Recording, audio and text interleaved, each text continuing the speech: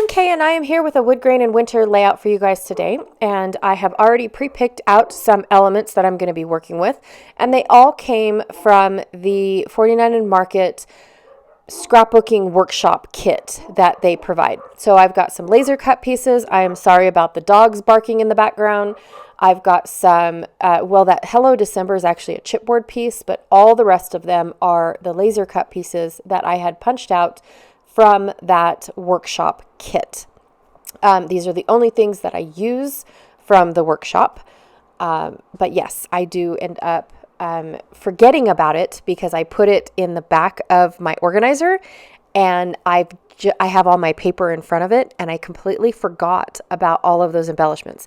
Normally what I do in the past is I take all of my elements out of the laser cut sheets that they come on and put them in with all the rest of my embellishments. That way they don't get forgotten. And for some reason, this one I'm trying to work with them so that way I can remember to tell you which laser cut section they come with. And I've just been trying to remember to go through them all first before,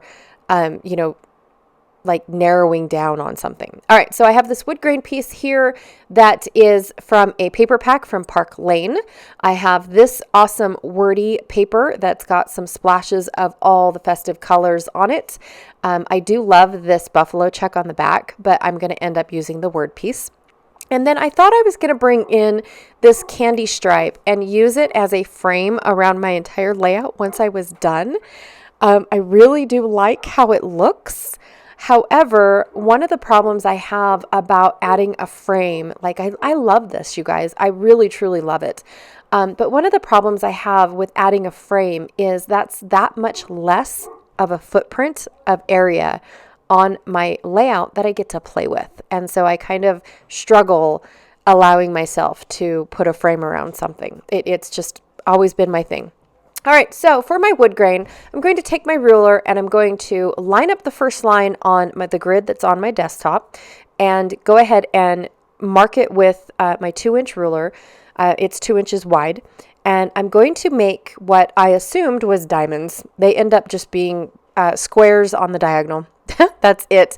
But yes, I wanted to do I wanted to have them as more of a diamond shape, and I didn't accomplish it. I just ended up with squares and I just went with it. It was too much for my brain to comprehend at the time. So I went with it. And truth be told, they're not perfect squares, especially after I add the distress around each one of them.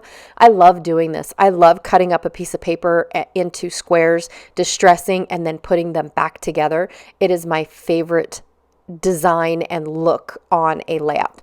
So I'm just going to go ahead and put them all down, and later off camera, I wanted you guys to see what the pattern was going to be before I started working on it. But later I actually line up all the wood grain because my OCD couldn't handle all the mismatched grains.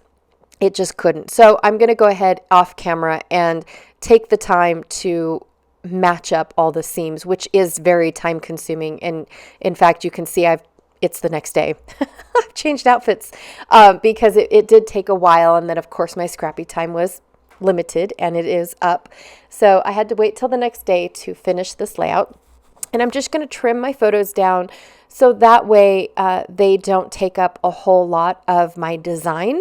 One of the things that I also don't take into consideration when I design a pretty layout is that I like to work with 4x6 photos. I've always loved working with the larger photos. Also, too, I don't mind trimming them down to 4x4, 3x4, 3x3, 2x2, depending on the photo, right? I don't mind that at all, but I print just 4x6s. And so sometimes that really hinders what I can do with my,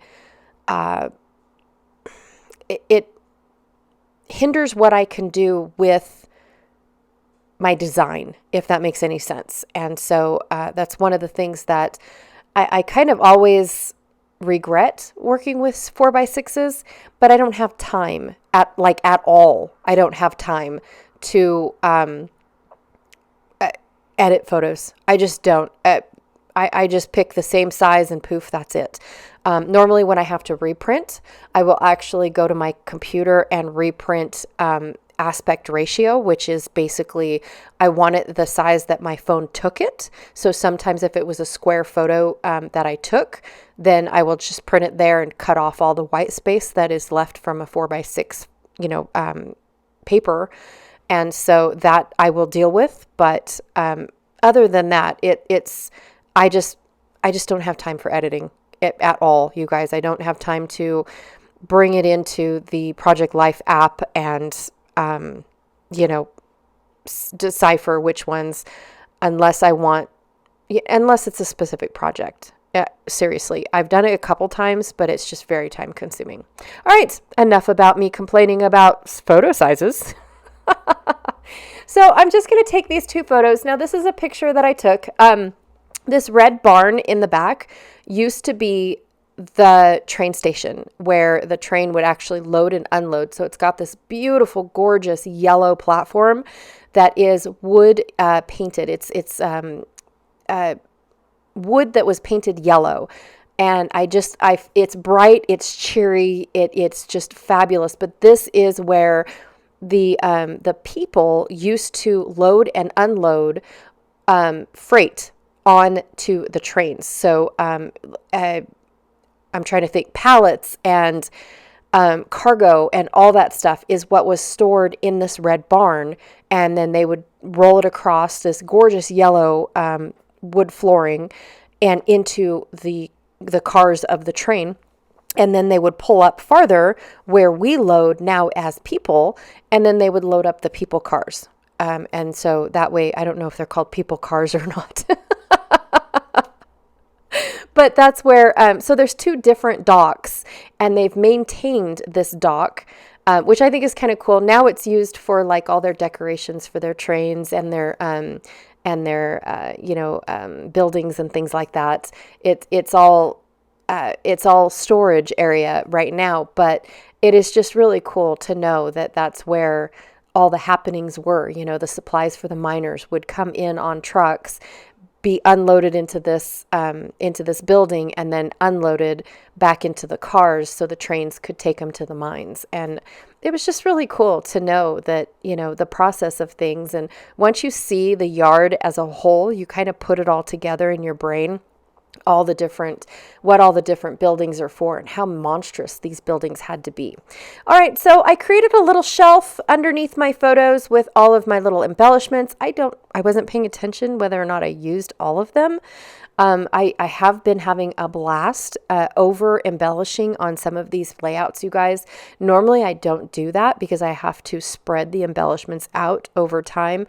But here I've got so much Christmas stuff that I do want it to look like really super full in embellishments, but not so full that it just looks like I threw it on there to get it used up. I don't want that. So anyways, thank you so much for hanging out with me today for Woodgrain and Winter. I know I missed yesterday, and I apologize about that. My weekend was busy. We had surprise guests come over, and I had a full house, horses and dogs and people, and oh my gosh, it was crazy town at my house yesterday. So anywho, with that being said, don't forget to check out the playlist down below and see all the fun videos. I did check them all out yesterday. It was fabulous. So this was supposed to be my video for yesterday, but here it is today. Enjoy. Thank you so much, and I will check you guys all later. Bye.